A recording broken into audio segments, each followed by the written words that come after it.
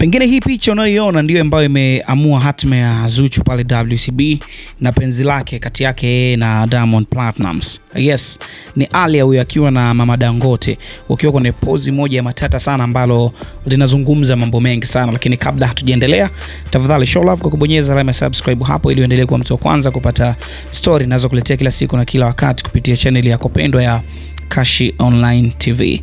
Sasa tunafahamu wote kama nilivyozungumza kwenye video zilizopita kwamba Diamond na Zuchu tayari mambo ni kama yameisha, kwa namna ambavyo Zuchu aliandika kupitia Insta story yake, though Diamond bado hajazungumza chochote kwa kuhakikisha ama kuthibitisha hili, lakini kinachoendelea ndio hicho, na tumefahamu kwamba tayari Zuchu ameomba kuondoka kwenye lebo ya WCB. Hatufahamu atapewa masharti gani, lakini ameomba kuondoka. Sasa hayo yote ambayo yametokea kwa Zuchu, ijapokuwa na ujauzito, amejifungua, sababu kubwa ni huyu bidada ambaye anaitwa Aaliyah. Huyu ni mtangazaji wa Safi kwenye kipindi cha The Switch, tunamfahamu akiwa pale na kina Amigel.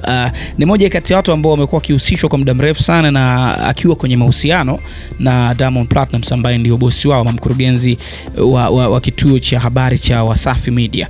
So ukiitazama hii picha ambayo Aaliyah amepiga na mama yake Diamond, ukarate na namna ambavyo Diamond alimkaribisha Aaliyah kwenye birthday party ya Mama Dangote, kwa namna ambavyo alikuwa anatamka yale maneno, kwa namna alivyokuwa anamuita kimahaba, namna ambavyo watu walikuwa wanashangilia, utaelewa nini ambacho kinaendelea kati yao. Though hakuna mmoja kati yao aliyethibitisha hili. Aaliyah akijaribu kuulizwa anasema yule atabaki kuwa bosi wake na ipo hivyo, na pia anasema kwamba hatishwi na maneno yote yanayozungumzwa na watu kwa sababu wa Tanzania ndio kazi yao kuzungumza tu.